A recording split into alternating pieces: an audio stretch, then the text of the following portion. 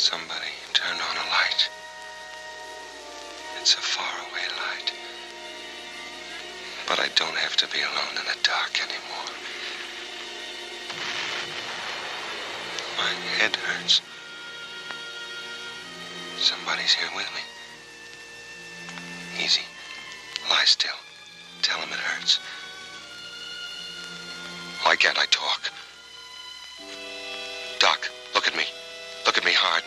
See it in my eyes. I need somebody. It hurts me. Help me.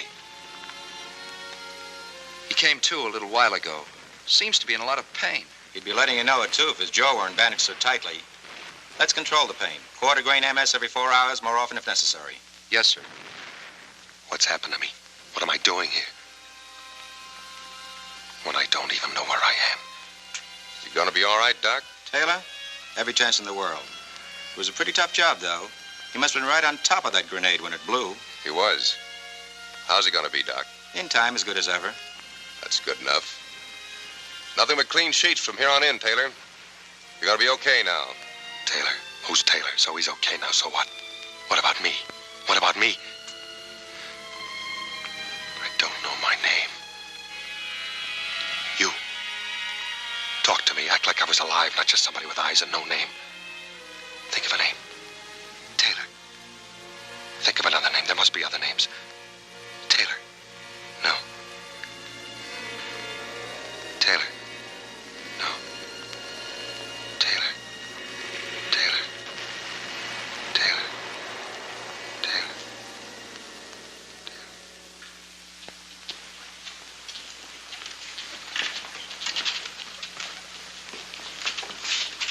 Good morning.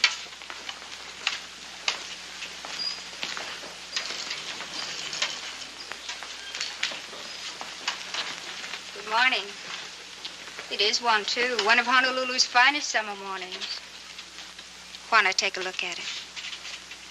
Come on, try.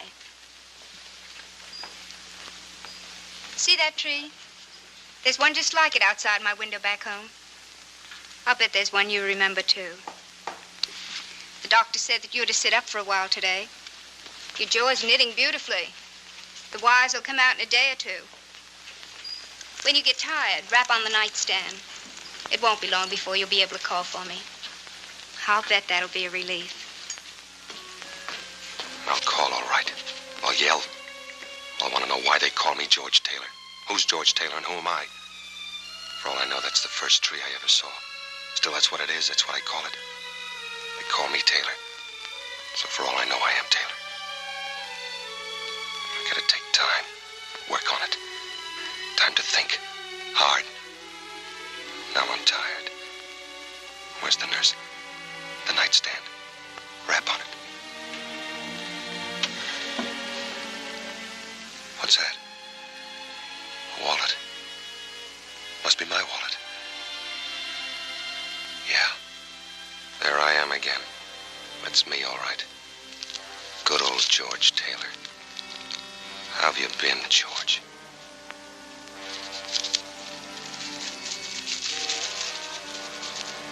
These are my last words to you. That's why I write them, so that I can always be sure that these were my last. But I despise you now, in the memory of you. That I'm ashamed for having loved you. That I shall pray as long as I live for someone or something to hurt and destroy you. Make you want to die. As you have me. Who writes letters like this? Who do they write them to? Men they despise, whose memories they despise. The memory I haven't got. Won't be long and I'll have to talk. Think fast. Now they only know my name. If I tell them I don't remember, they'll backtrack. They'll dig up that memory and throw it in my face. I've forgotten that man. Somebody's praying for him to be hurt and want to die. I won't let them know I can't remember. I won't let them dig him up.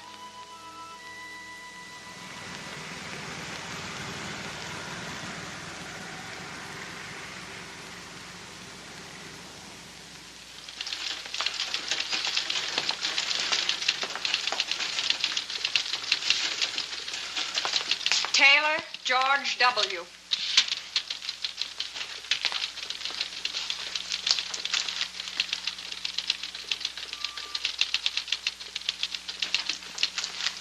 Hello, Taylor. Sit down. You're now in the process of being separated from the armed forces of the United States. We feel that you have a right to know the answers to a lot of questions you may have about yourself and how you'll fit into civilian life. Those questions need not necessarily be restricted to the GI Bill of Rights, employment, insurance, and such. Oh, by the way, before I forget, your sea bag, it's been located. Any change in your civilian address? My civilian address? I could ask one of the boys to drop it off. Maybe I'd better pick it up myself. Well, why wait around? It might be this afternoon, it might be a couple of days.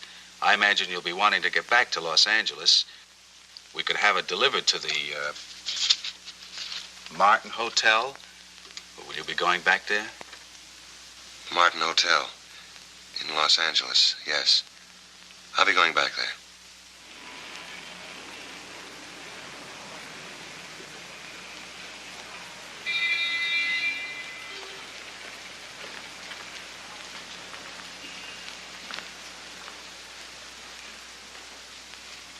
Can you give me some information? That depends. A man named George Taylor lived here 3 years ago. It must have been in January. Did he give an address he had before he came here? Or did he leave a forwarding address? We're not supposed to. It's kind of important.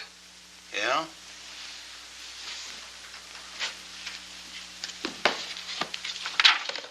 Summer 1942. January 1943. T. Taylor. Did you say George Taylor? Yes. Afraid you have the wrong hotel, son. There's no George Taylor in our books. Well, maybe it was November or February. This runs through from July to July, and there's no George Taylor. I'm sorry, son. What's the matter? You feeling all right? Yeah. I guess I just made a mistake. I thought, I see you got the Purple Heart, and I thought that maybe... No, it's okay. I don't suppose you've got a vacancy, have you? Oh, we're all filled. Always one or two. Thank you. Our bellboys are all out of the Army, but they still ain't convinced they won't get jobs as bank presidents. It's 618 straight ahead as you get off the elevator. Thank you. And I'm sorry about not finding your friend.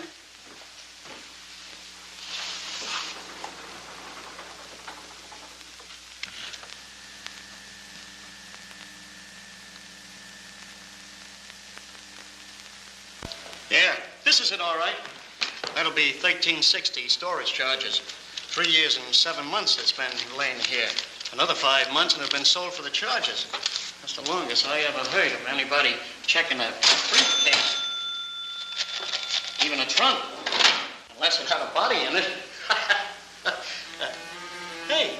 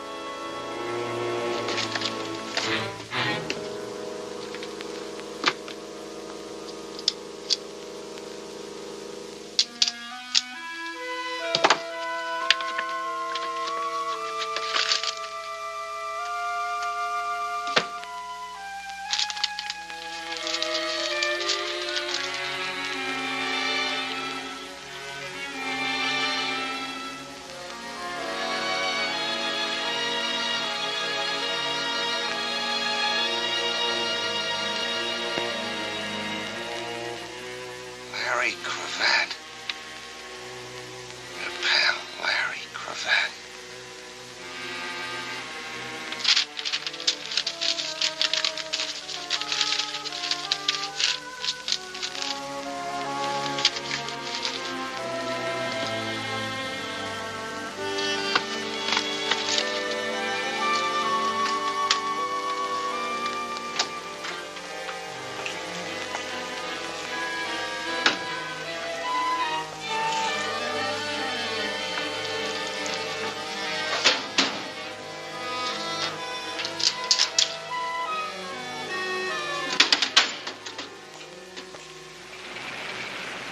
Thank you very much, sir. Come again. And I'll be sure and send that uniform.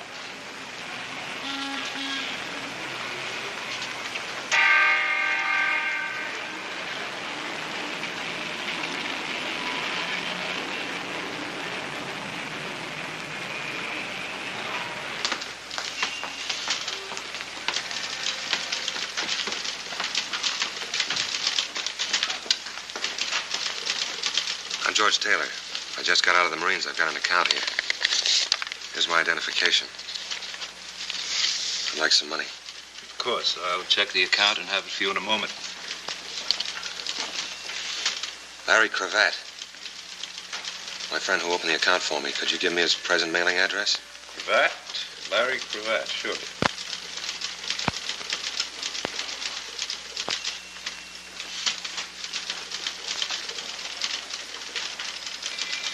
If you will pardon me a minute, Mr. Taylor. Anything the matter?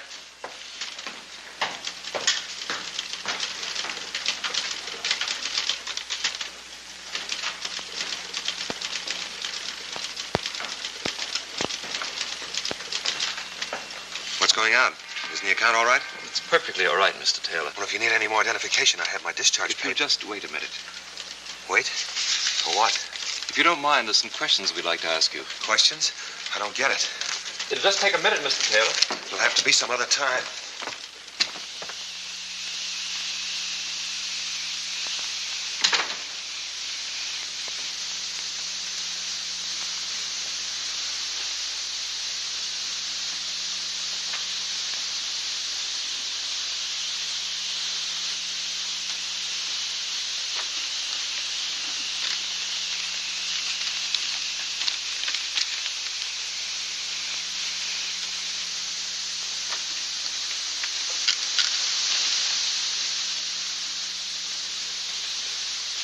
Maybe I can help you.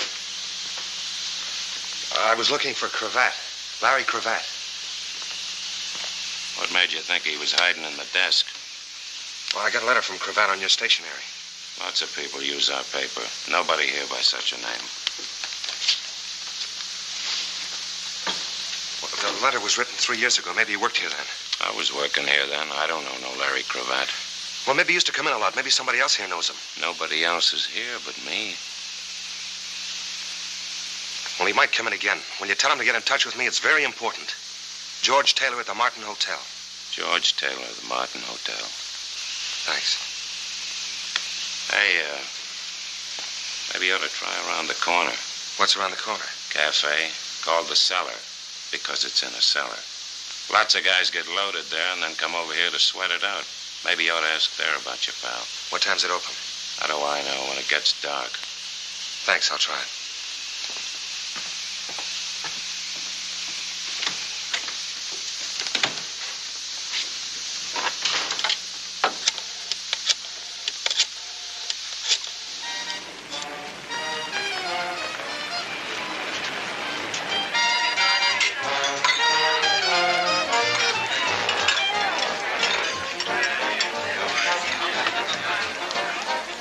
Come in yet, honey? Larry Cravat? I'm sorry, I wouldn't know. Thanks anyway. Good evening, sir. Mr. Cravat's table. Mr. Cravat to the Surique. See. I'm very sorry Mr. Cravat had no reservation this evening. Well, you might have forgot. I'll wait for him at the bar. Thank you.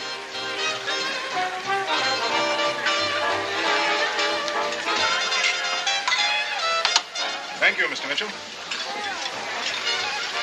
Mr. Mitchell, anybody special? He's a customer. You must know a lot of customers. You must know a lot of names. Enough. What do you have? You name it. Been around here a long time? Ever since they took the bars off the door. A friend of mine used to come in a lot. Maybe you know him. Larry Cravat? I used to know a Larry Cashman, but that ain't Cravat. Well, maybe you could ask around. Maybe some of the other boys would know him. Could be. I'll ask around, Mr. Taylor. George Taylor. I'll ask around, Mr. Taylor.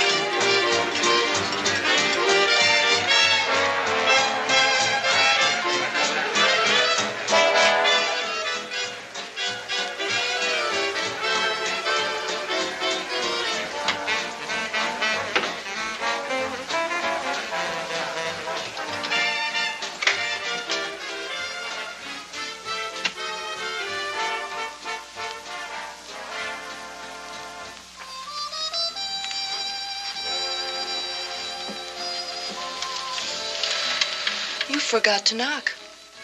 I can explain if you'll let me. Out. Not right now. Get out of here. I'm sorry. Suppose I yell the roof off. And I'd have to stop you. I bet you tried that. You know, I can't make up my mind whether this is a pitch or you're some kind of a nut. But if this is your idea of a pitch, then I know you're a nut. Who owns this place? Who wants to know? I do. This and a half a dozen other spots are owned by a very nice guy named Mel Phillips. He keeps me working. You got a match? He must keep a lot of people working. All kinds of people. Sure. Busboys, waiters, captains, cooks. Characters that sit around on bar stools waiting for me. Is that supposed to make sense? What do you think? In about 2 minutes, a bouncer is coming back in here with no sense of humor. He's a foot bigger than you in all directions. That's what I think.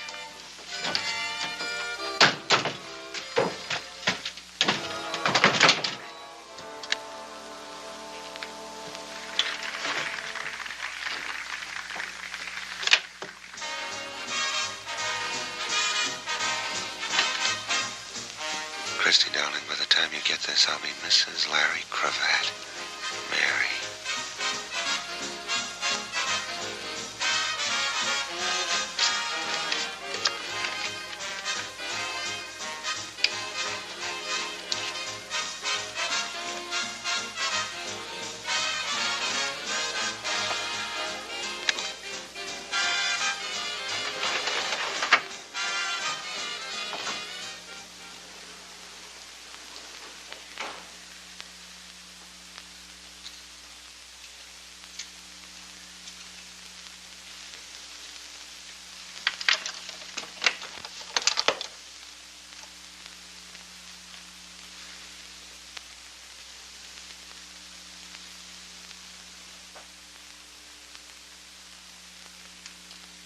Thank you.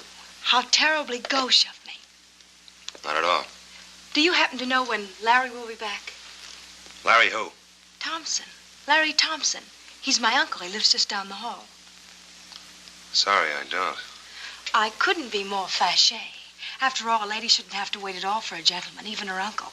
Much less in a public hallway with no place to sit down. To wait for Larry. There's a place to sit down in my room. How nice of you to suggest it.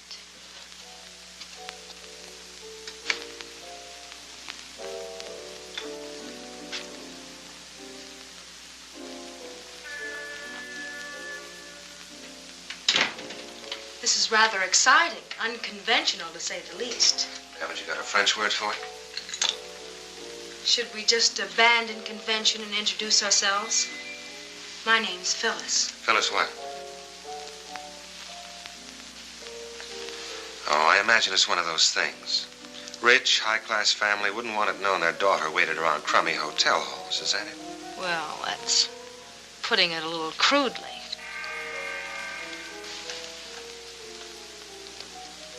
Not too rich and high class. A compact that costs $3 tops, a torn hem on your skirt, a match folder that says you eat at a cheap cafeteria, and you weren't waiting for anybody but me. Unless you can see through a door. You should have thought of that when I closed it. So, what goes? You know, there's been a terrible shortage of men. Yeah, so we heard in the Pacific. This war must have been murder on you poor women. We used to cry our eyes out about it. So when I heard there was a man in 618... You thought he might know where Larry was? Yeah. Only there isn't any Larry. It's just a name that you made up to stop me talking. About what? Oh, just this and that, calico shows. Maybe I just thought you ought to know about me and that I ought to know about you.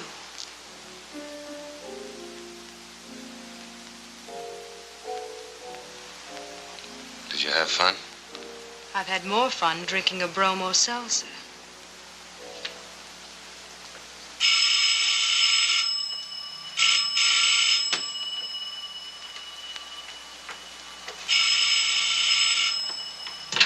Hello? This is the barkeep at the cellar.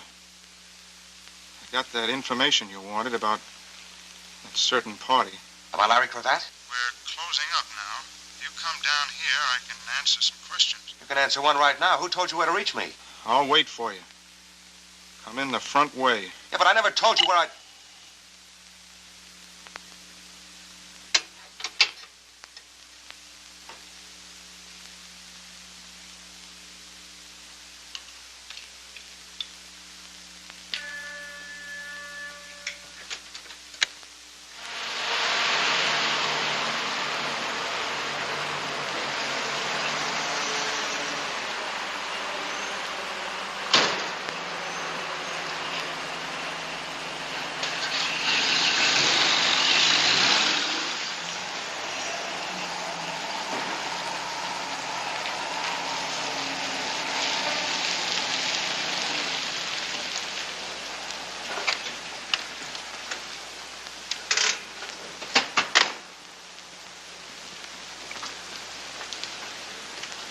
Taylor, somebody wants to see you.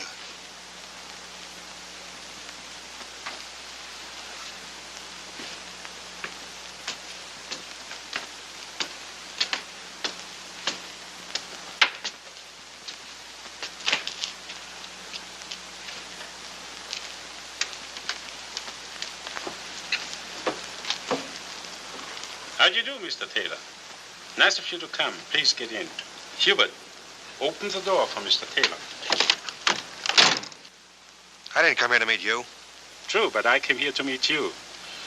Professor Einstein, to the contrary, there is just so much time, and every moment gone is a moment gone. Please, step in. Why? Get in the car. The bartender was paid to call you, to arrange this rendezvous. He has long since gone home to his wife, his bed, and his racing form. You and I have much to talk about. What, for instance? Are you being stupid, Mr. Taylor, or stubborn? What, for instance? I can't believe you're stupid. Larry Cravat, then, for instance. What about Larry Cravat? That was going to be my question to you. You tell me. Come. Sit beside me and we tell each other. I'll listen from here. Not stupid, but stubborn.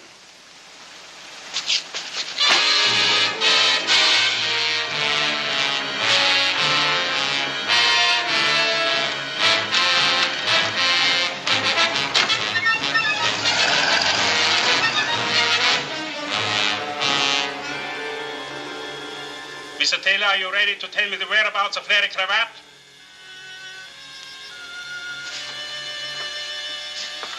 Then will you tell me why you want to know? I'm just looking for him. He's my friend. Larry Cravat has no friends. And you have to stop looking for him, Mr. Taylor. Do you understand? You have to stop looking for him. Take him out of here. Dump him someplace. Where, boss? There was an address in his pocket. 723 Gramercy Place. Take him there.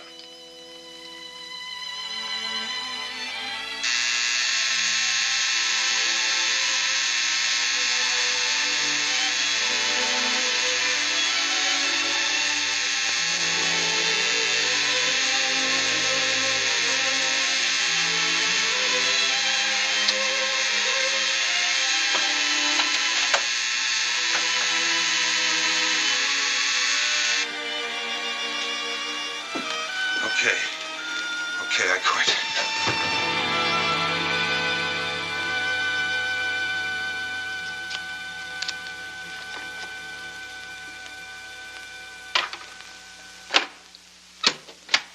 Now what? How does the inside of your mouth feel? Like it's full of raw hamburger. That's just what it looked like. What did they hit you with? Rubber hose. I can't figure you out. You're not an open book exactly. Why did you steal Mary's picture? Well, for one thing, she's married to a man I'm looking for. She's Mrs. Larry Cravat. If you even knew Mary, then what you just said is as dirty and rotten as anything I've ever heard. I don't know her, but if she's Mrs. Larry Cravat, I want to. You can't. I've got to.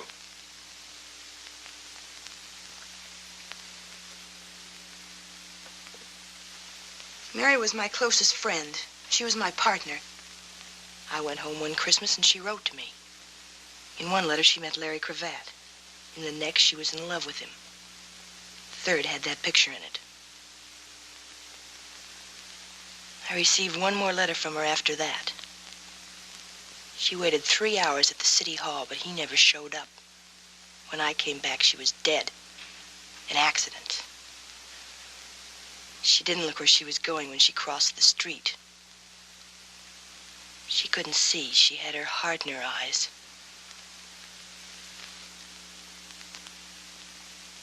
I'd like to meet Larry Cravat someday. Quite a character. I'd like to meet him, too. So the boys in the back room, they didn't believe I didn't know where he was. Why do you want to meet him? I think I'll go now. How far do you think you'll get?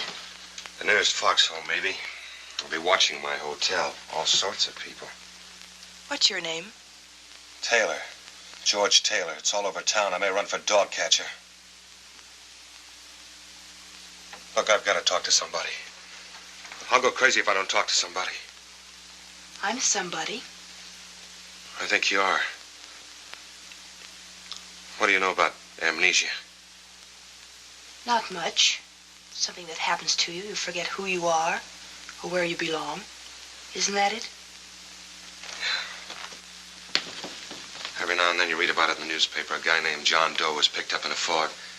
Never happens to anybody you know. It happened to me. Yeah, for all I know, I might have been born 6 months ago. It's a joke because 6 months ago I woke up in a hospital. It's where babies are born, in a hospital. Only this was different. It was in the South Pacific and it wasn't a maternity ward. My jaw was wired. I couldn't talk. I couldn't ask who I was. I nearly went nuts. Then I found my wallet. There was a letter in it. No name, no signature, just a letter. It told me about myself. It told me good. And then I lived with that letter. It went around in my head like a crazy squirrel on a hopped-up treadmill. I was scared and I was sick. Sick to my heart at what the letter said I was like and scared of anybody finding it out. Scared I'd find it out myself. I didn't want to know anymore. So I kept my mouth shut. I got away with it, got my discharge. And I thought maybe I could start with a brand new score pad. But you can't just throw away.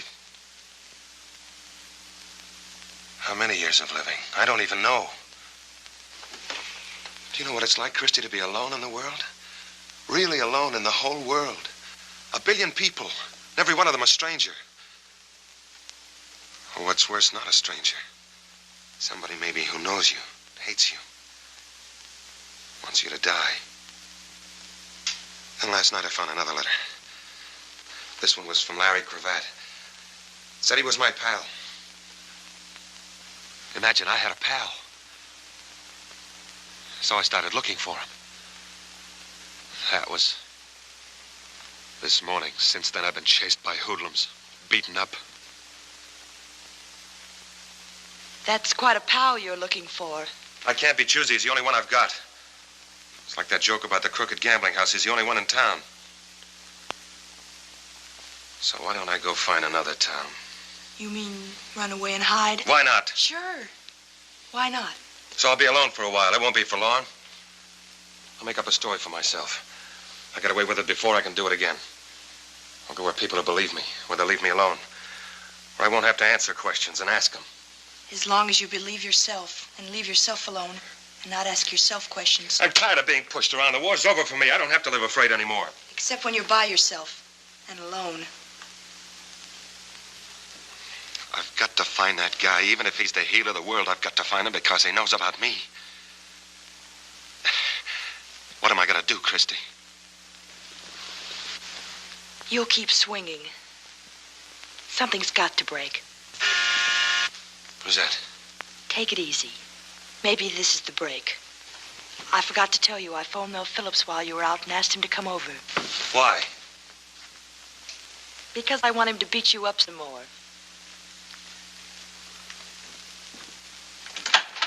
Hi, Mel. Hello, Chris. What's the trouble? It's in there.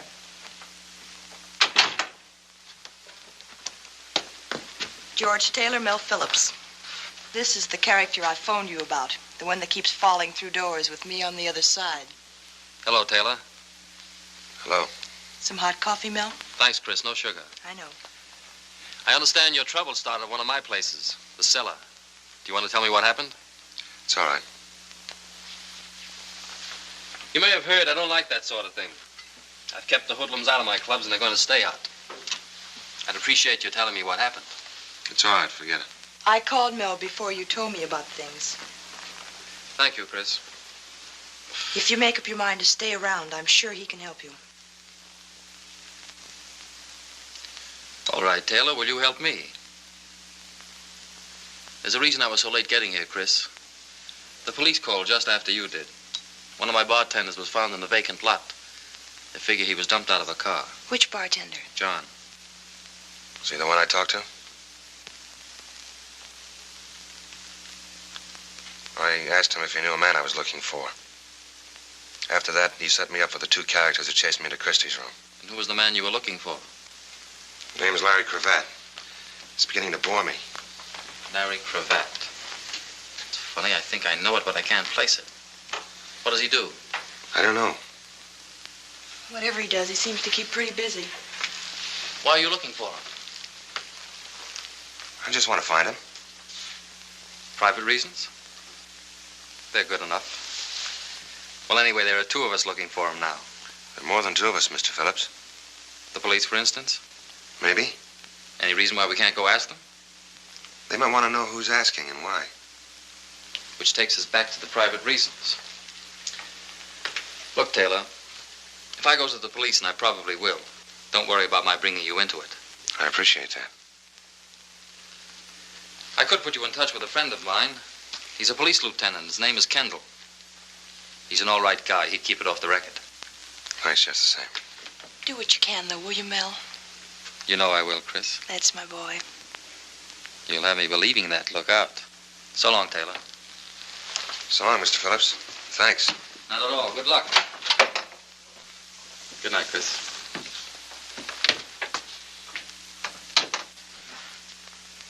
Well? He's a nice guy. That's the only kind I know. Except me. I'll go get some sheets for that couch. I can't stay here. Why not? I won't need any sheets. This will do fine. Well, then, I'll see you in the morning. Don't forget to look under your bed. Lock your door. I'll do that.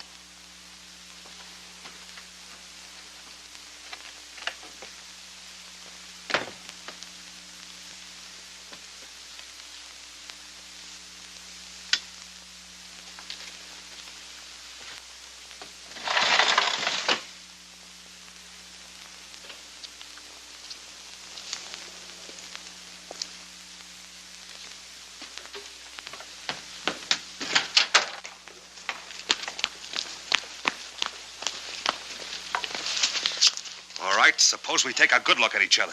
Let go of me. Who told you to watch me? Who sent you here? Who? Sent me here? I've lived 3 blocks away for 17 years. Just because I stopped under a tree to light a cigar. What are you, crazy? Funny it had to be that tree. And it's pretty late to be taking a walk. What's so funny about that tree? Suppose I work nights, and when I come home, what business is it of yours anyway? Why don't we call a cop and let him ask the questions? Sure, let go of me or I'll call a cop.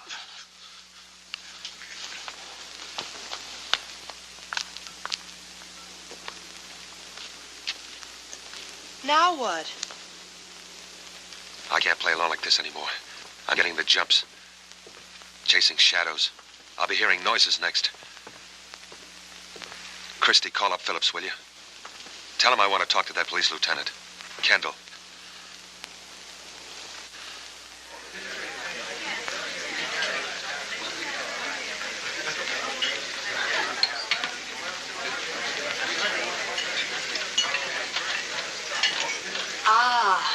In case you don't know it, George, this is why you fought the war. The 4 freedoms and fried shrimps for Christie. That was a battle cry at Iwo Jima. Thank you. Here he comes. Hello, Mel. Hiya, Don. I'm sorry I'm late. Looked for a while like I wouldn't get away at all. Come on, sit down, sit down. Yeah, we're a little short-handed over at the office. Big post-war boom in homicide. We went ahead and ordered. What'll you have? Oh, I never eat lunch. No, it keeps me sleepy all afternoon. You've seen Christie around the cellar? Yeah, sure. How are you? And this is the friend I called you about, Tom Carter. Tom, meet Lieutenant Kendall. Hello, Lieutenant. Hiya, Carter.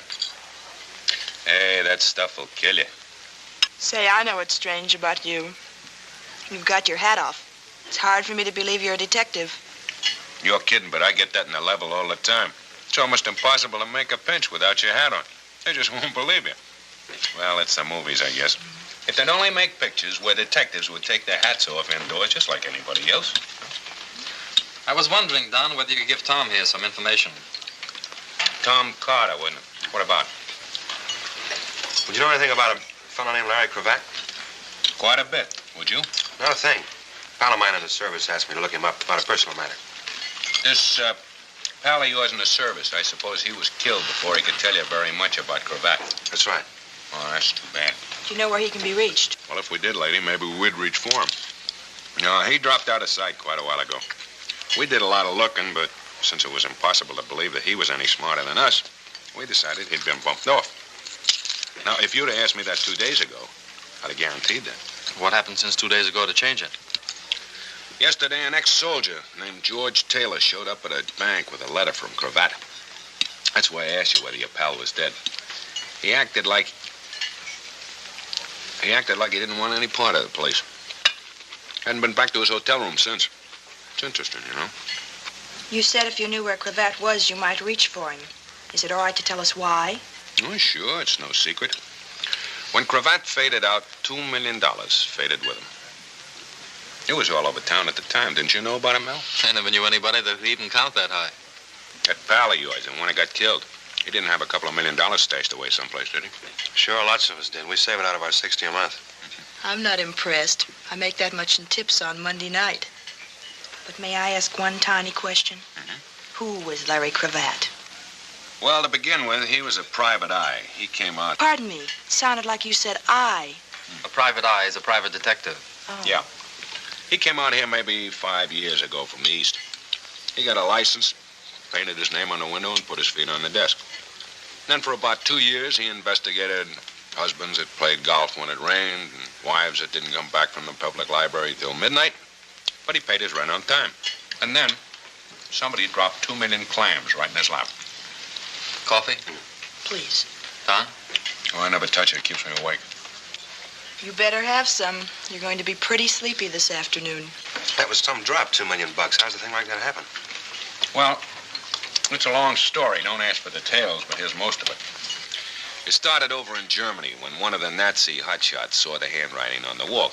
He sent the $2 million over here. And then before he could come over after it, he got knocked off by one of the fellow members of the lodge. And here was this big chunk of dough floating around loose in this country like a paradise at a fireman's ball. It moved east to west. Each time it moved, it left a stick behind it with his fingers stretched out. The boys play rough for that kind of lettuce, you understand. Somehow it got to Los Angeles. Somehow Cravat got mixed up with it. I don't know much more than that. Except that when Cravat blew, so did the jackpot. Sounds like one of those to-be-continued next issue stories. Yeah. Well, I got to get back. I shouldn't have come, but I did it instead of my lunch hour. You shouldn't go without eating like that. It's not good for you. Lieutenant? Yeah, something else? How does this other fellow tie in this, what's his Taylor. name? George Taylor. I don't know yet. Maybe not at all. Maybe he has as little to do with it as any of us. Well, I should think you'd have picked him up. You must have a description. Oh, those eyewitness descriptions. Right now, he could be anything from a jockey to a Siamese twin. Later on, you narrow him down. No, he'll probably come in by himself sometime. If not, we'll go out and pick him up. These fortunes, they kill me.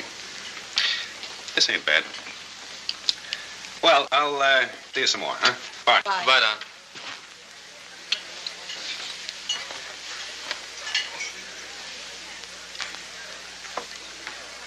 Not bad at all. Confucius say when something smell bad, keep nose clean. Boy, Anyway, I certainly fooled him. I told you he was a smart cop. He was a hungry cop, I'll say that much. You know, anybody that dug up Cravat would be digging up a couple of million with him. It's a good reason for trying. That's even a good private reason. It's not mine, if that's what you mean. I've got no interest in the money. Well, I'm a businessman, and frankly, I'm interested right now. Maybe we can work something out. Where you wind up with Cravat, and I wind up with what I can get. Help yourself. And I wind up with a pair of nylons, I suppose? You name it, Chris, all or any part of what I've got. Speaking as kind of a partner now, I'd like to know a little more about what happened at my place last night. You might ask around about a character named Anselmo. Anselmo? Very polite man with a very wet face. He shut his eyes every time Hubert hit me, then he told him to hit me again. I've heard tell of Anselmo. They say it in whispers. I'm sure he's just a misunderstood boy. Well, of all the nerve, a ticket. And I had lunch with a cop. Seems somebody left a note. For you.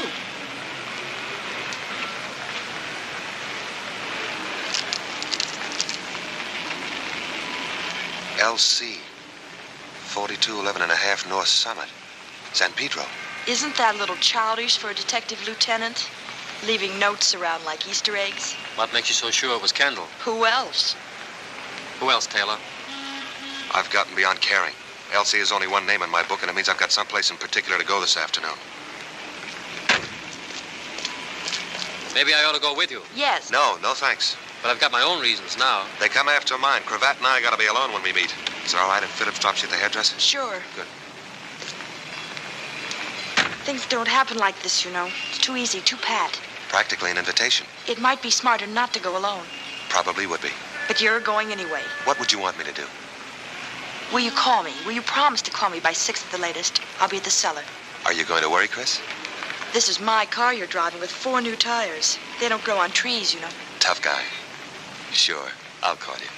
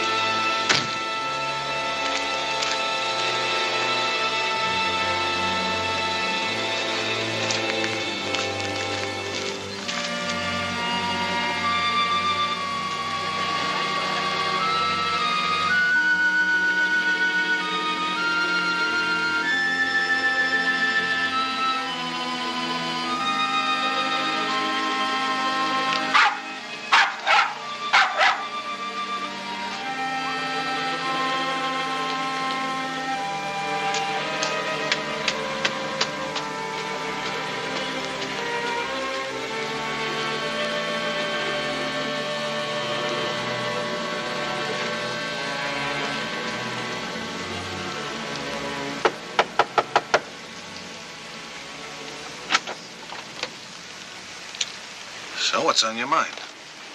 I got a message that Larry Cravat was at this address. Oh, you sure that's the name?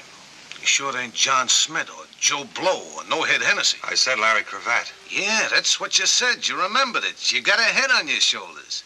Now take it out of here before I bust it. You're getting a little too excited, mister. Maybe you're Larry Cravat. How do you like this guy? Here, look, it didn't work. Now beat it. You thought that she was home and I wasn't, so I am home. So I answer the door, so you quick ask, does Oscar Fink live here, or do you want to buy a canary? I don't know what you're talking about. That's all, brother. What's going on out here? What's he selling? What's he selling? You wouldn't know, of course. You never seen him before, of course. If it's insurance, I'll take a little on him. Double indemnity. What's that mean? Means if I beat your brains in, I get paid double. Whatever it is, mister, we don't want any. We haven't got any. I'm looking for Cravat. Whoever he is, we'll look somewhere else. Yeah, look someplace else. Maybe she could suggest where. Gotta have a special place, huh? He wants to know, can you suggest someplace he can look? Doesn't he know I'm a lady? Tell him I busted my crystal ball and he'll have to find one for himself. She busted her crystal ball. You'll have to find one for yourself. Crystal ball? A fortune teller. Ask her which one she goes to. Which one do you go to? Crystal ball's a fortune teller? Tell him I never use them, and he can go look on Terminal Dock, and if he doesn't find one, he can jump off it. She says, go look on Terminal Dock and then jump off it.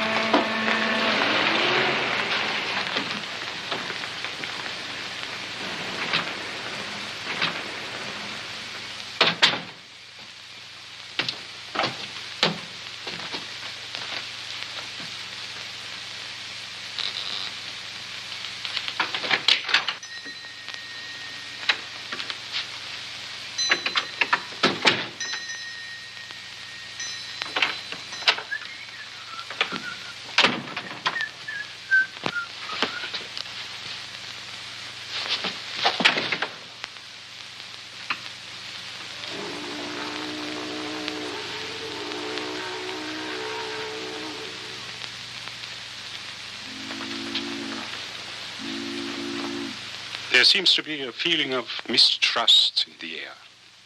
I wonder why. Have you come for revenge, Mr. Taylor? Do you perhaps have a revolver or some other lethal weapon with you? I turned all those in when I got this button, Anselmo. I'm as surprised as you are. If you are. I am, believe me. As for you, what would you do if I were to call Hubert? I'm not a hero, Anselmo. I'd run like a deer.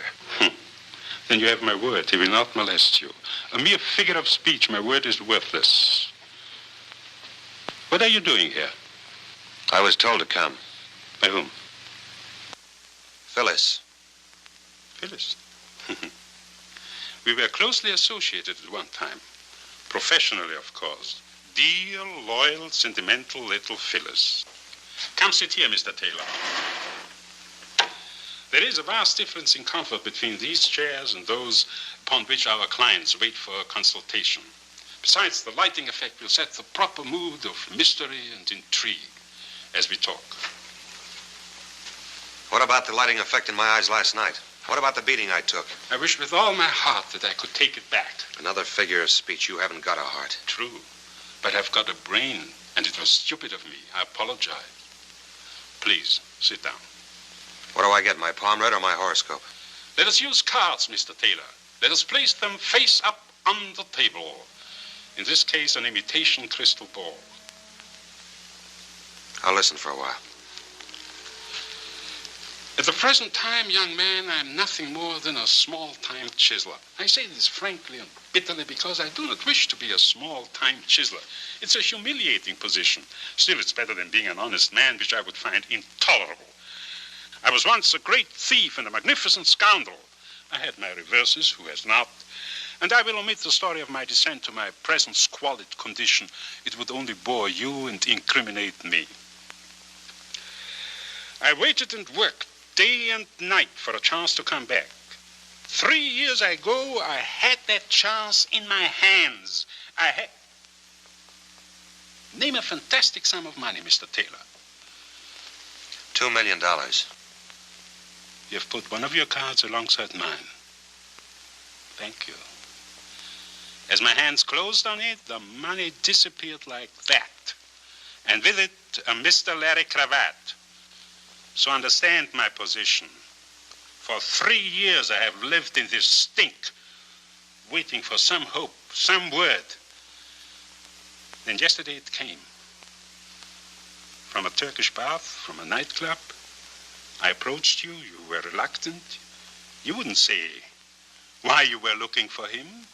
You didn't know why he wrote to you, Why the $5,000 deposit? Not even where he was. Mr. Taylor, I had to make you understand that there was nothing I would not do to find Larry Cravat. I got the idea. I understood it the second time I passed out. But I can't help you, Anselmo. I don't know any other answers than the ones I gave.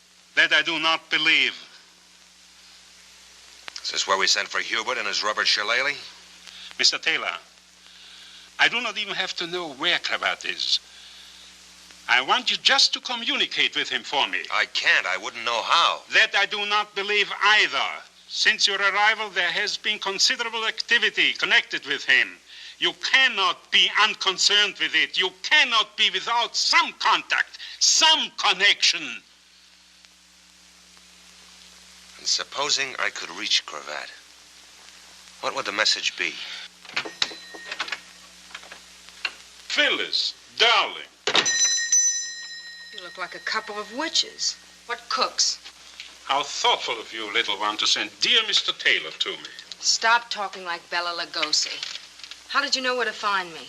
I didn't know I was going to find you. I got a note that said Larry Cravat was at 4211 and a half Summit. I don't get it. From whom was the note? I don't know. And don't try to beat it out of me. I don't know. Why would anybody want to tie me in with Larry Cravat?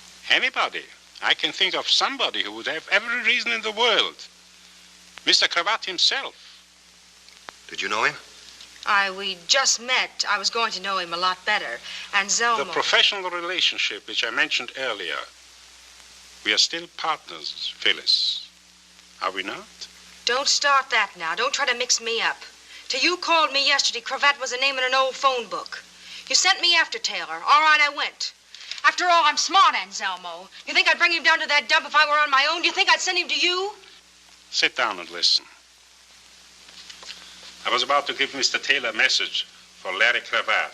Then you do know. I said, listen!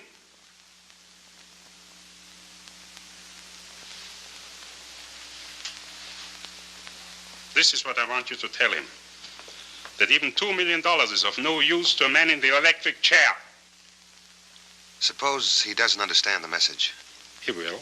Suppose he says he doesn't. Suppose he wants to know where you fit in. A reasonable question which I will answer.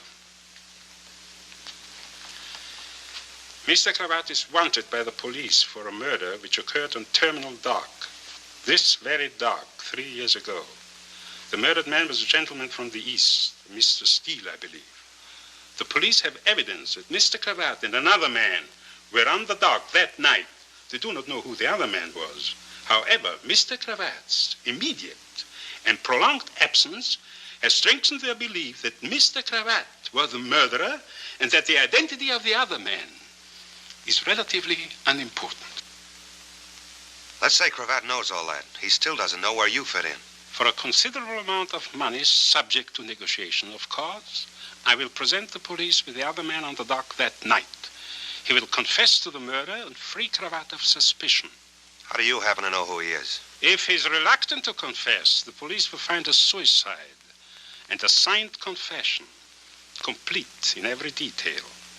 That might be better in any case. What makes you think Cravat will go for a crummy deal like that? Because it's to his advantage. Because it's probably to your advantage as well. What do you mean by that? Mr. Cravat deposited $5,000 to your account. Why? He was not a charitable man. It is more likely that he was paying for services rendered. What were you being paid for? There is every likelihood that the unidentified gentleman on the dock that night was you, Mr. Taylor. I'm in the middle of nowhere. I'm in betwixt and between. Dark is the starlight above me, never knowing you love me. I go drifting from dream to dream.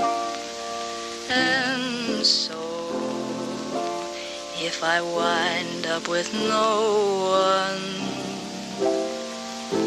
how can I help but be blue? I'm in the middle of nowhere. 'cause I'm getting nowhere with you.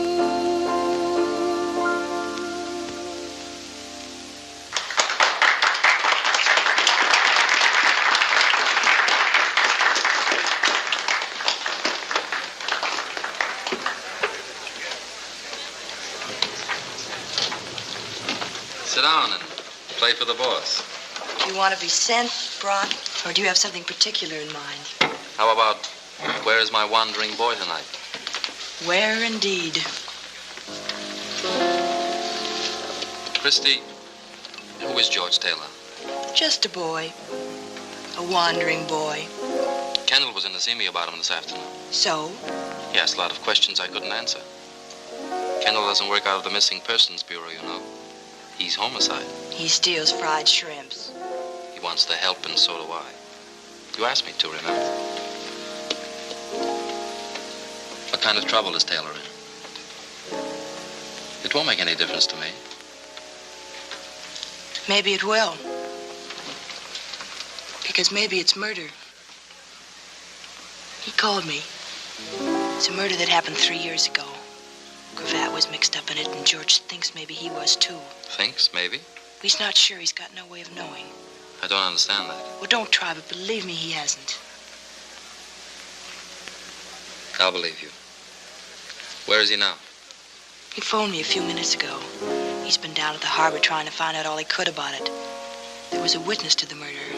A man who used to work on Terminal Dock. A man named Conroy. Conroy? Nobody's quite sure what happened to him. George found out where Conroy lived. He's gone to his house. Why? To get some answers to some questions. Makes sense to me. Not to me. Taylor doesn't make much sense to me. Taking a beating to find somebody he doesn't know, running down a 3-year-old murder. Christy, who is he? What's his angle? Where do you stand? Like always, my 2 feet firmly planted in the air. Take my advice and stay away from him. Don't get involved. In any way. Confucius say when something smell bad, make new friends. When something smells bad, believe me, it's in the air like an earthquake. Don't stand too close, Christy. Don't get hurt. In any way. I'm the girl with the cauliflower heart. You think. You're as tough as a love song. You've got your face turned up and your eyes closed, waiting to be kissed. Might not be a kiss, baby. Open your eyes and look around. That's mighty fine advice, Mel, and I'm beholden to you. There's only one thing wrong, though. What? I'm nuts about the guy.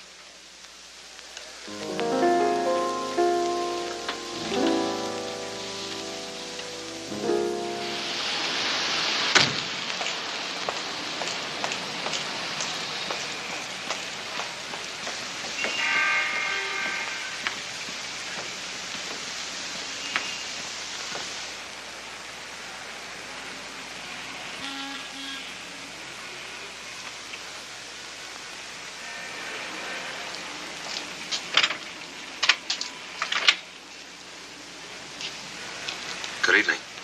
I wonder if I could talk to Mr. Conroy. Come in.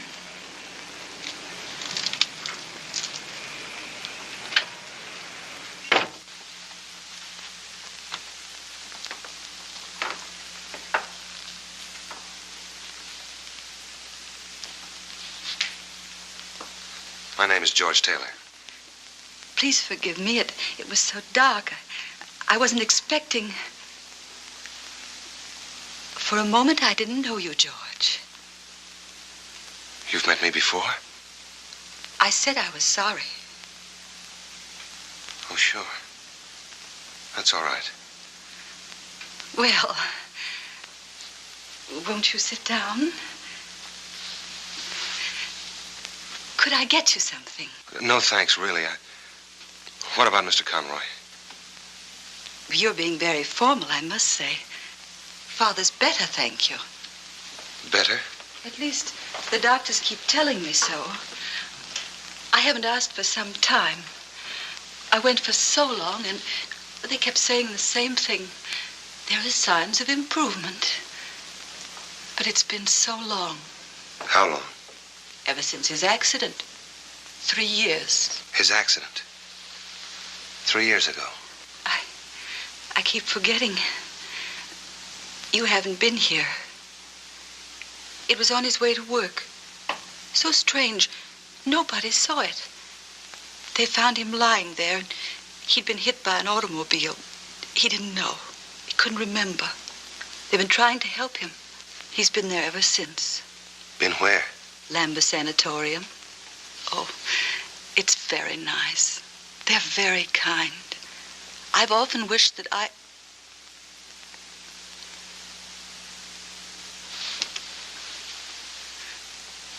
Memories have a way of getting stuck together like pages in a book, haven't they?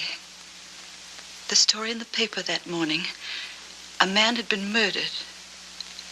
Father read it aloud to me. I thought that very odd. He seemed pleased and happy. There was someone, he said, who would make us rich, and I would have a new dress. I'm afraid this one isn't very pretty. The man who was going to make you rich. What was his name? I don't remember. Was it Larry Cravat? It was so long ago. I don't remember things well, really. Only certain things. It's so funny. They seem to shine like little lights, and everything around them is dark. You said the Lambeth Sanatorium. Did I? Didn't you? You're going away now. I've got to see your father. You've acted very strangely. Oh, I didn't mean to. It's just that I... You haven't even called me once by my name. It's Elizabeth, in case you've forgotten. I'm sorry, Elizabeth. But it's been such a long time. Yes, it has. And things change, don't they? In time. But time doesn't change. It goes on and doesn't change. I know, because I've watched it. The nights, days, nights are always the same. Dawns are always gray, and the days can have different colors. But the nights are black, and they're all empty. No. Only people change. They grow old and ugly and pitiful. Don't stare at me like that. I'm no concern of yours. Really, I'm not. You don't know me. Don't worry. I never saw you before. I lied. I made believe.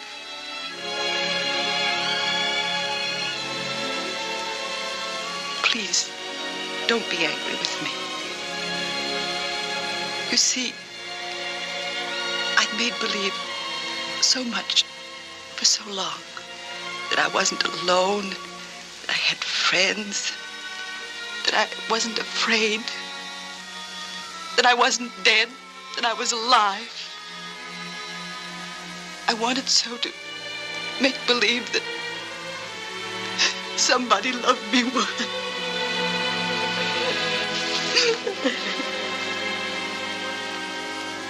I know a little bit about being lonely.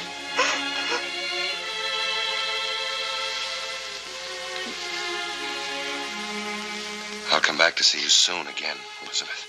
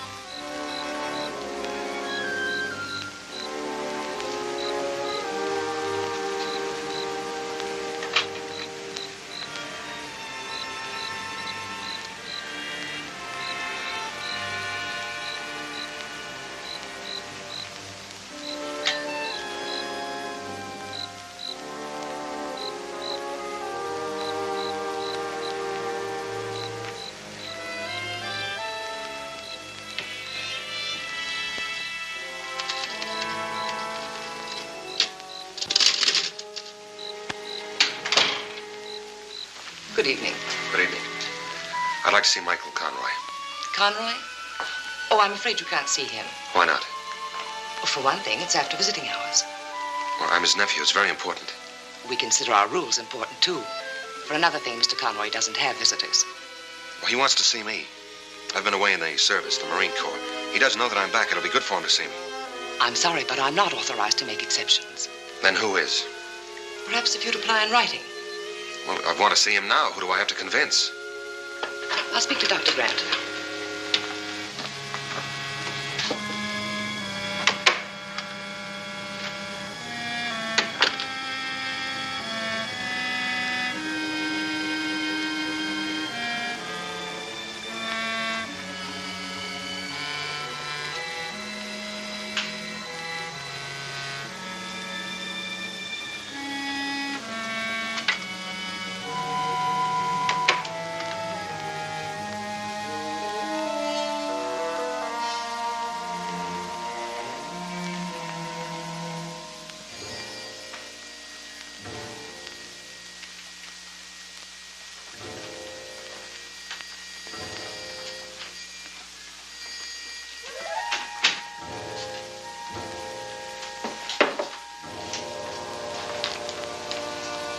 I wonder if you could help me. I'm looking for Michael Conroy's room. Oh. Michael Conroy. Dr. Grant's given me permission to visit him. Nobody ever visits him. Look, just tell me where his room is, will you? I'm a very good friend of his.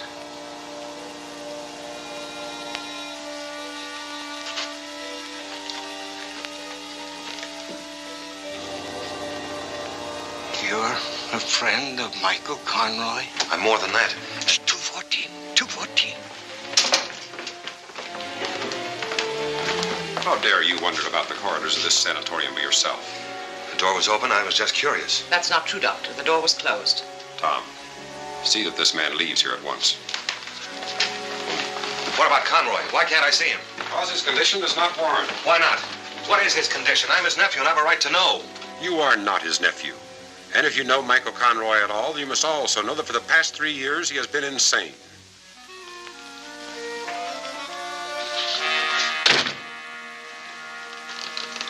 Out.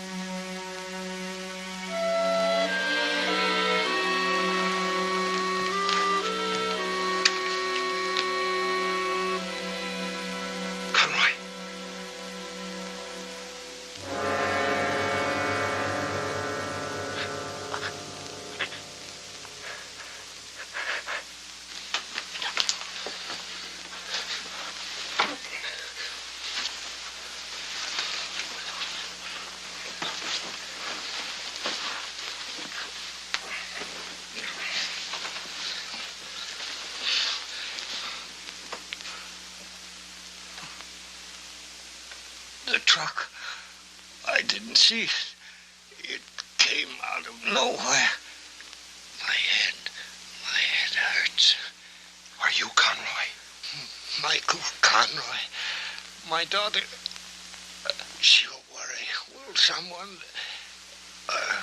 Her name is Elizabeth, and we live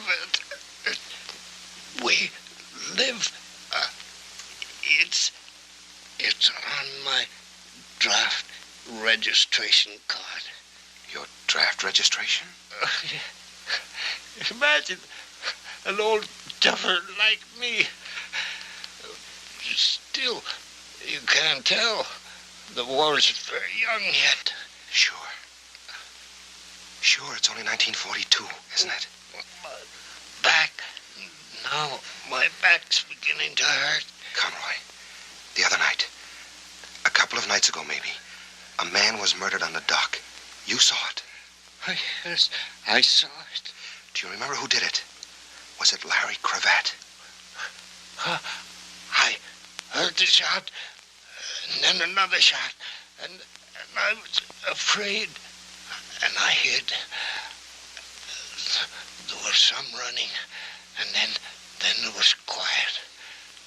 Just a man lying there, and he was dead. And there was a suitcase. He dropped it. Who dropped the suitcase? One of the men who ran away. Larry Cravat? I hid it under the dock, up in between the pilings. Nobody ever goes there. He'd have to pay me for it. I'd be rich. That was clever of me. You said Cravat was there. Which was he?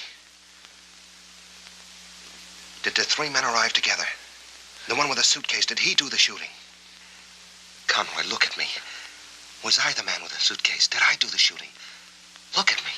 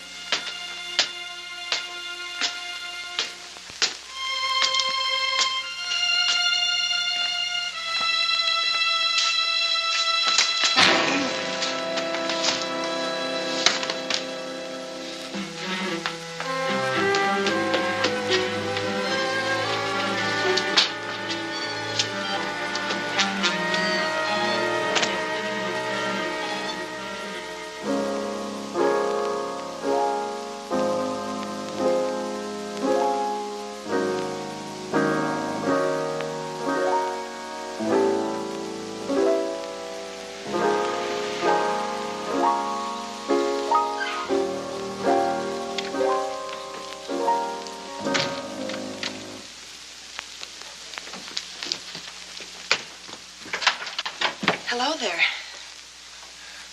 Can I talk to you for a minute? Well, it is a little late, but come in.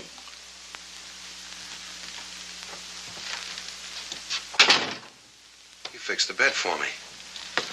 Well, as a matter of fact, what with the housing shortage and all, I left my name at the USO in case any soldiers or sailors... You've been waiting up for me. To come home. I just thought... Anyway, there's some sandwiches over there with their toes curled up. They're for you, too.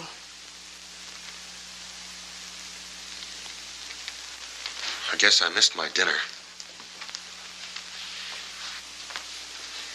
Well, what are you waiting for? Nothing, I guess. I can't wait anymore. I don't understand that. It's no good, Chris. I've got to get out of here. Now, this minute? Now, this minute. I found Conroy. He'd been stabbed. He died in my arms. I had to fight my way out. Why? Why didn't you stay and tell the truth? With a dead man in my arms? What was the truth, wasn't it? Why run away? Because that's all I can think of to do, because I live running away. But was Conroy able to talk? Did he say anything before? Yeah, everything I wanted to hear, all about a suitcase he hid under Terminal Dock. But what about Larry Cravat? Could have been a couple of other fellas.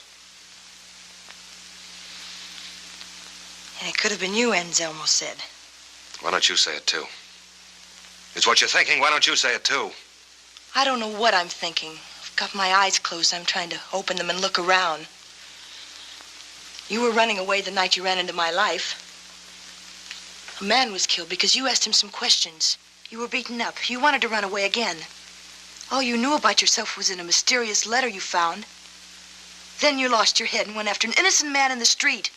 Innocent? That's the one who killed Conroy.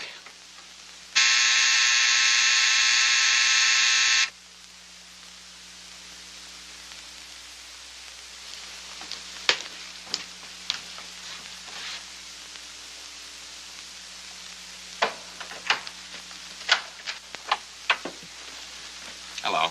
Hello? I've come for George Taylor. You must be a little mixed up. This is my house, and I'm not George Taylor. You haven't even got the right sex. Nobody can say you haven't. Thanks. You know, it's a little late at night for playing games. I'm kind of dopey when I get waked up. I guess I'm getting old. I don't see how you do it. Still dressed, even your shoes, the light's still on. What do you say we don't try to mix each other up? There's Taylor here. They're both in the kitchen, he and Adolf Hitler. You'll get promoted for this, Lieutenant. Yeah, that's a good one. I guess I was a little stupid about that, Taylor. I figured he was getting pushed around, didn't know who by. That's why I left that note in your car. I thought that he'd take one good look at Phyllis and get off the merry-go-round. I'll tell him if I see him. No, don't. It'd just make him feel bad. See, it looks like he killed a man tonight, a man named Conroy. Well, I'm sure glad he isn't here. I'd hate to pick him up here. That way you'd be mixed up in it. Newspapers, all that. Those maniacs with the flash bulbs. Well, if you do see him, tell him I'll be down at the station for a couple of hours yet. If I see him. Yeah. Good night. Good night. Oh, one more thing. You know, you ought to keep your car in the garage. It isn't good to leave it out all night like that, with the motor so hot.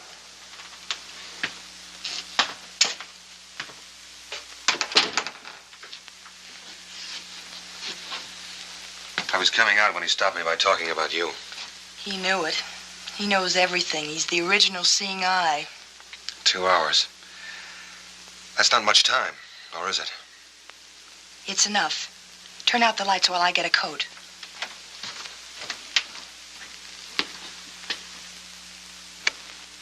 Where are we going? On a treasure hunt. After a suitcase under Terminal Dock. You're not. You're staying out of this. Remember what Confucius said.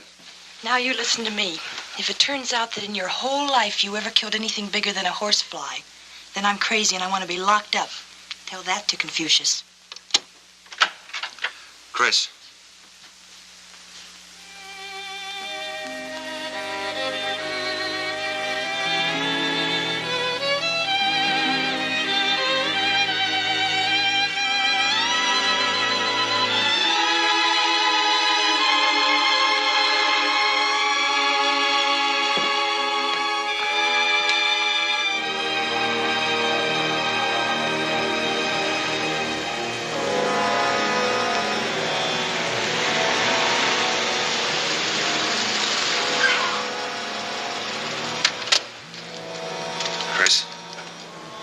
This looks a little bit rugged. Maybe you better take the car and go home. Come on.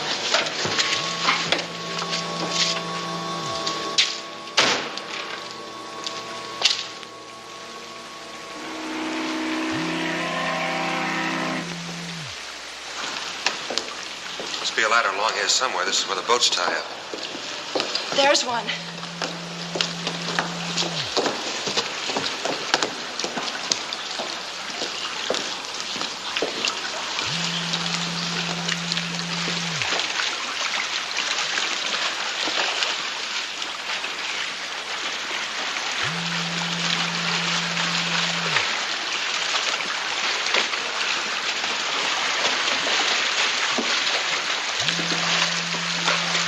If I were hiding a suitcase under here, I'd put it as high as I could and as far in as possible. What do you think?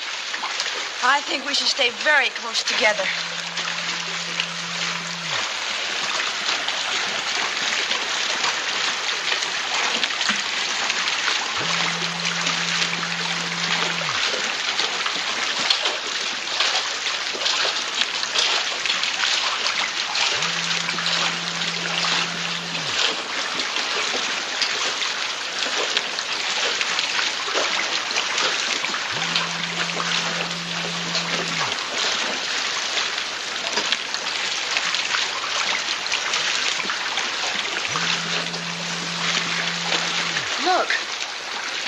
think I see something.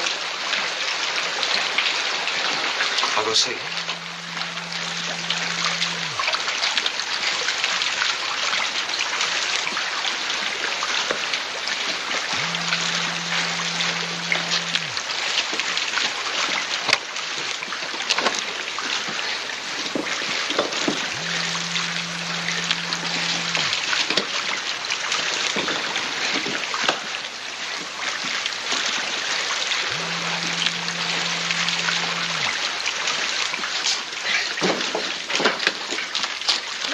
Someone had been at it.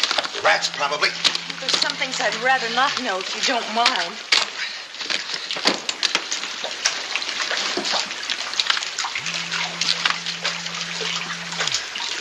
$1,000 bills. The 2 million. They've come a long way. Heil Hitler. Light a match.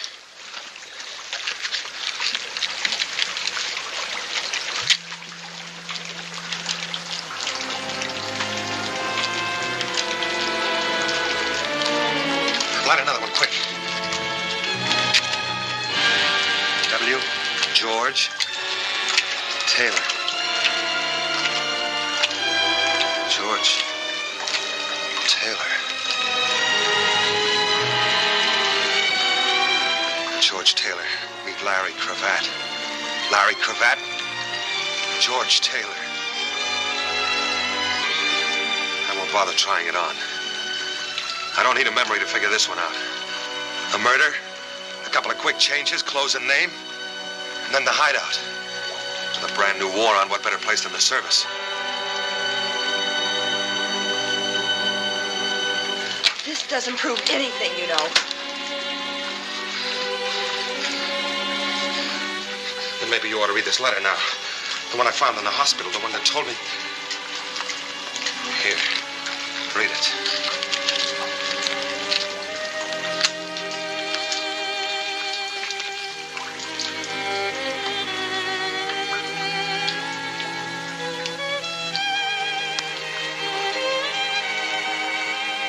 Your friend Mary. The one that couldn't see because she had her heart in her eyes. Was that her handwriting? Don't lie to me, Chris. Yes, Mary wrote that. To me.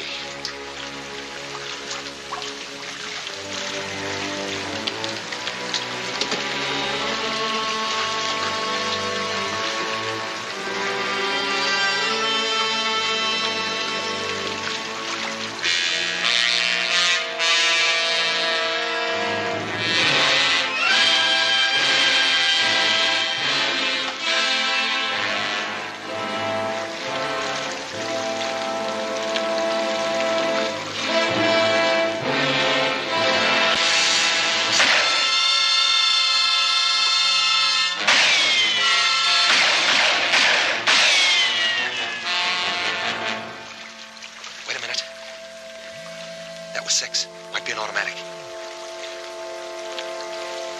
Now.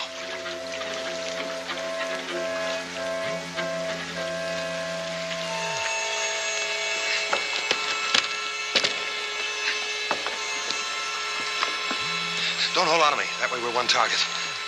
Come on.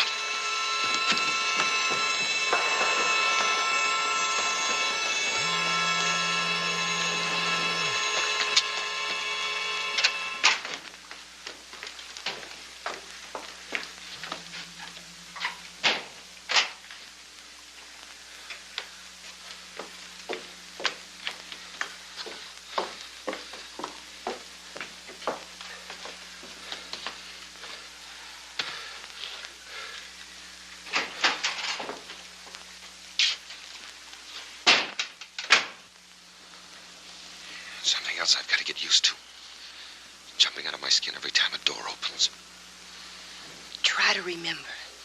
Try to remember, George. Larry. I've got a tailor named George. I can remember that much. Darling, look. Don't call me that either. That's something else I remember, too. Even if it didn't happen to me, but to a guy named Taylor. That's who you are. That guy. I'm Larry Cravat. And I killed a man on that dock 3 years ago. I don't know who he was, but I killed him and I dropped the suitcase and ran away. But Supposing the other man killed him. Supposing you just ran away. The other man? The one you thought you might have been. Who is he? I haven't got time to start that all over again. My 2 hours are nearly up. Do you think you could ever have killed anybody? I know about George Taylor. No. But I can't speak for Larry Cravat. For me. I can. The answer is no. Thanks for your vote. Just because you've got another name. Even if you wipe out a man's memory, doesn't it stand to reason that his brain is the same? That his standards are the same? You didn't think much of him? I never thought of him as a murderer. And he could have changed for the better, too. 3 years of work can change a man. You're making a nice try, Chris, but that isn't the way I've heard it. They say I killed a man. And they say you killed Conroy, too. Did you? No, but I can remember that, and I can't remember anything else. Don't make me try anymore, Chris. I'm too tired. Don't make me try anymore.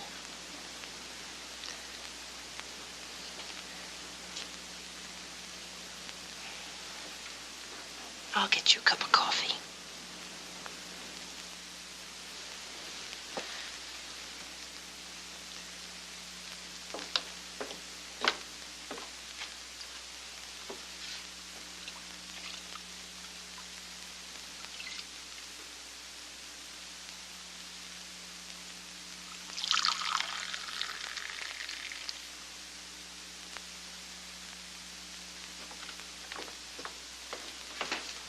Here, hold on to this cup. Let's see if we can't make some sense for once. Now, George, everything that happened to you happened because they thought you could lead them to Larry Cravat. Why? Because they figured Cravat had the money. Right. And when Anselmo told you Cravat was a murderer, he said that because he wanted to make a deal. For some of the money, he'd clear Cravat. Yeah. And he didn't even insist on seeing Cravat. So if I'm the only contact between them and $2 million, they certainly want to keep me alive. Yet twice tonight somebody tried to kill me. Why? Because you were getting close to something more important than $2 million. You were getting close to whoever murdered that man on the dock 3 years ago. Shh. Chris, honey. Honey, listen. Conroy was crazy for 3 years. They staked out a man to watch him, to wait for him to be well enough to talk. Then I got to him. They tried to kill me before I could. When that missed, they had to kill Conroy. They couldn't take the chance. They sacrificed the money to shut his mouth for good. The way it turned out, they brought the poor guy to his senses long enough. What are we going to do about it? We're going to go trade in Larry Cravat on a murderer. Come on.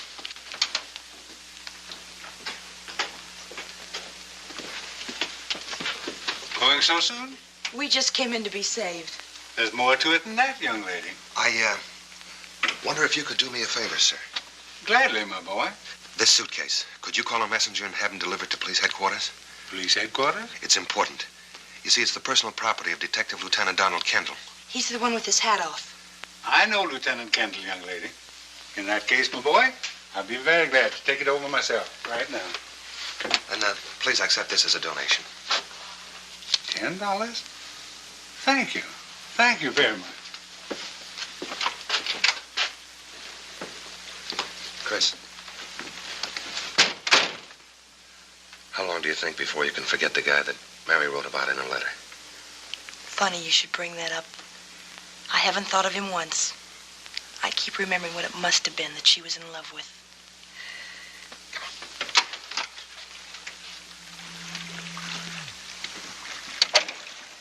Where are we going? To a fortune teller. Why a fortune teller? To get our fortunes told. Well, but isn't Hubert? Can we drop you anywhere, Hubert? We're gonna walk. Walk? Which way? Straight ahead.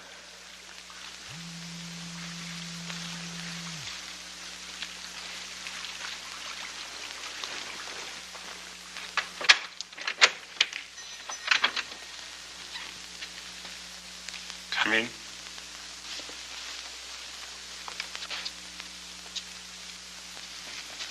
Oh, it looks a lot more cheerful in here. What's happened to the Fu Manchu lighting effects? I think the time has come to throw all the light we can on the matters concerning us.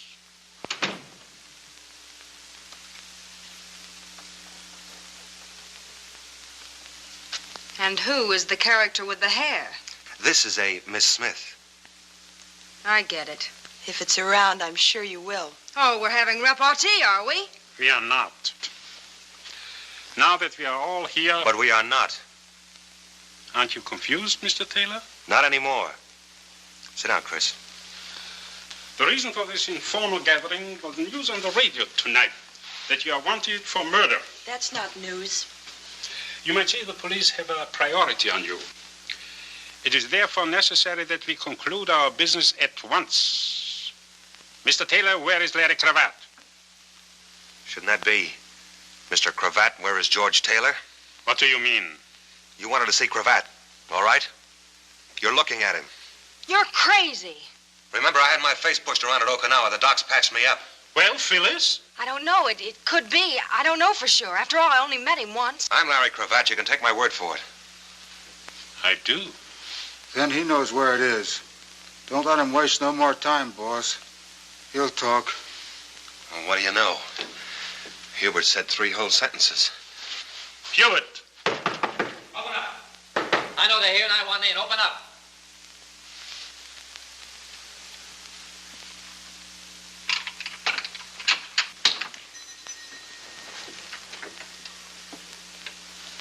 Hi, kids.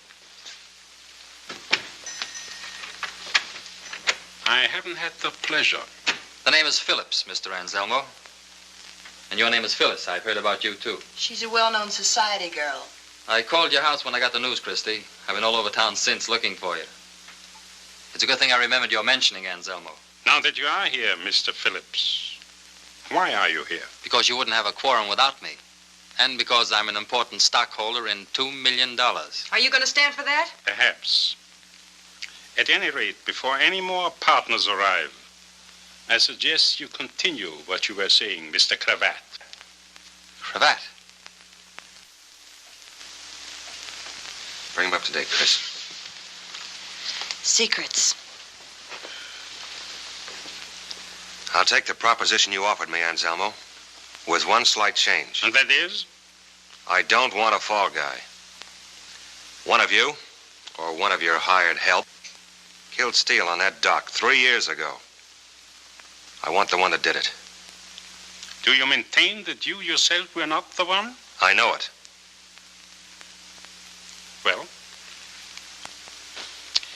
in that case, I cannot tell you how sorry I am, Phyllis. Sorry, for what?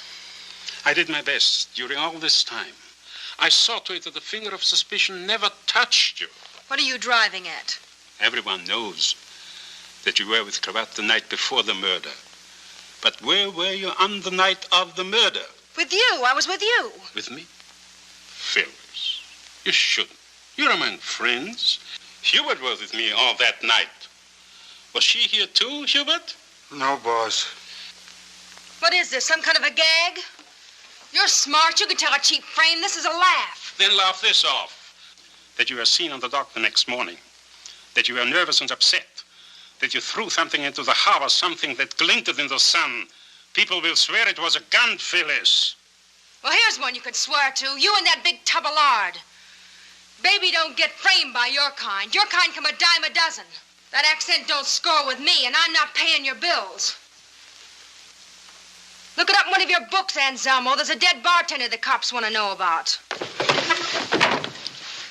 Hold it. Get over there. You too.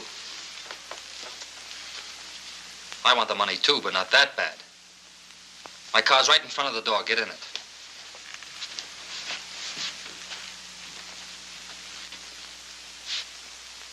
Give me the key.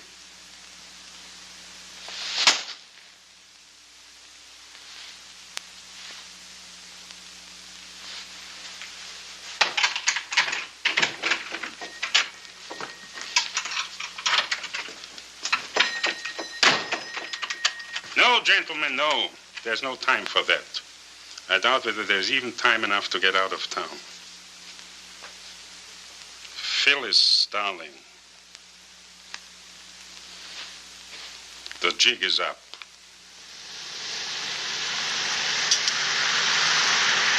My car. We forgot it. We'll get it later. We're practically at the cellar now. I'll open it up and we'll have a drink. I could use one. No, I wouldn't say no. Be careful. Don't trip over any of the customers they forgot to clean out. It's a long time since I've worked behind the bar. You got to promise not to tell the union. I'm 12 years behind on my dues. Sit down.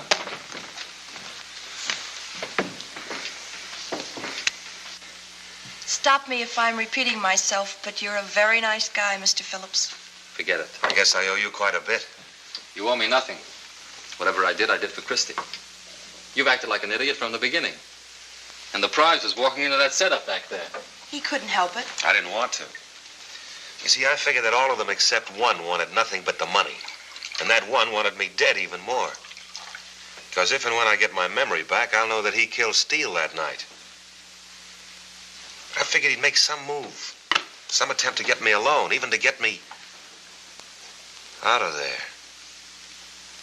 He had to get you alone, didn't he? Away from the others so he wouldn't show his hand. So they wouldn't know that he... I'm sorry you're in this, Christie. She's not in it. Did you know all along that George was Larry Cravat? Not until tonight. I never met Cravat. Steele had come up from Arizona to bring me the $2 million. I'm in a good spot to slip big bills like that into circulation. Steele didn't know me. We were to meet on the dock. Cravat heard about it somehow. He met Steele, convinced him he was me, and got the money. Steele was alone when I got there. I thought he double-crossed me, and I killed him. Then I saw Cravat. I shot once and missed. I never saw him again. Conroy saw it. And you tried to have him killed with a truck. Same thing you tried with me tonight. It wasn't very effective. It missed you completely. And he wound up with his mind affected. He doesn't worry me now, though. No, the little man with the glasses took care of that, didn't he? The one you staked outside Christie's house to watch me. Did you send him after us tonight under the dock? I didn't know you were under the dock. His orders were to get you wherever and whenever. I thought about you a lot, Cravat. For 3 years, about you and the money you stole from me. You're going to be a poor man now, Cravat. A dead man's a poor man. I got you into this. Stop it. Little Miss know the right people. I couldn't leave you alone. Had to call in that good, kind character. I never did anything to you, Christie. You're doing all right now. Why didn't you stay out of it? I told you to. I warned you. The answer still goes. I know you're nuts about the guy. But it's too late now. She's got no part of this, and you know it. It's too late. But maybe it isn't. I'm sorry. You don't know why we were under the dock. Do you want me to tell it? Or Christie, maybe you'd rather believe her. Is it that important? I thought it was. Finding out whether the $2 million I hid there 3 years ago was still there. Was it? Every brand new $1,000 bill. I thought you got away with it. And you thought a lot of it must be gone. Not a cent, Phillips. It's all there. $2 million. Nobody in the world will know you've got it except Christie. That's the deal. Christie for $2 million. No sale. Well, what can she do to a smart operator like you? Go to the police? It's her word against yours. I'll be gone. They think I did it anyway. Conroy, too. All she can do is repeat herself, and pretty soon nobody's listening. It's no use, and I won't have it. $2 million, Phillips. $2 million. Where is it? I'll take you near it. Then Christie goes free, and I'll take you to it.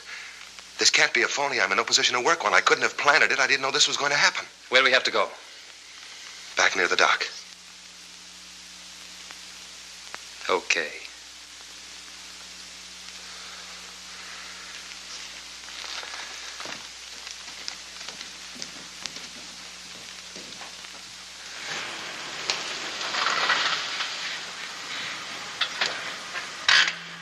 Where do we go? Couple of doors down. Leave the motor running.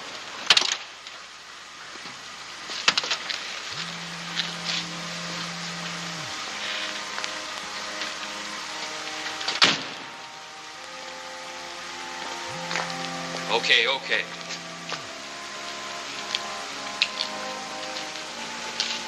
Back in the car. But the money's inside. Do as you're told. What about Christie? She goes too. You won't get the money. Yes, I will. I know where it is now. I'll come back for it later. Get in the car, both of you.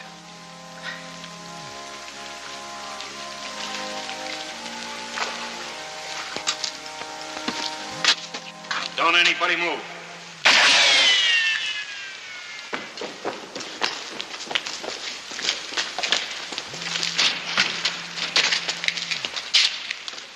What's it look like, Mac? He's still with us. Hey, keep these people back in there. Come on, get back, folks. Better get an ambulance. Right.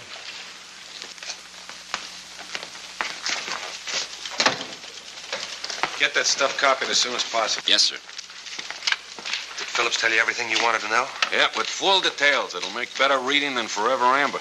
And will he live? As if I care. Well, if I could only learn how to shoot straight, maybe I could save you taxpayers some dough. But I always close my eyes. It's for you, Lieutenant. It's Mac. Yeah. Hello, Mac. Oh, the little man with the glasses. He used to work as an attendant at the Lambert Sanatorium. Lambeth Sanatorium, make that. Yeah, you can start from there. You got all the others. That's good. Okay. I'll see you. Say, you know, that was a pretty sharp piece of thinking you did, bringing Phillips back to that mission. You knew I'd backtrack on that suitcase, didn't you? Well, the spot we were in, I had to think sharp and talk fast. You must have been a pretty good Seamus, Cravat. Seamus? Seamus is a private eye. Well, at least it looks like I kept my nose clean anyway. Yeah. You think you'll go back to it? No, thanks. See, 3 years of war can change a man. That's what I always say. Well, if I can be of any help to you, just let me know. Thanks. I'd like to drop around and see if you don't mind. There's still a lot of questions I want answers for. I know the answer to one, but you haven't asked it yet.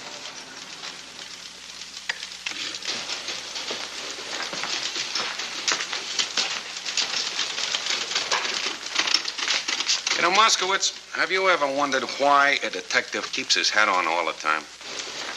Can't say that I ever thought about it, Lieutenant. I found out why tonight. You see, if you have to shoot a man, you don't want to be holding a hat in your hand. Seems that the movies are right.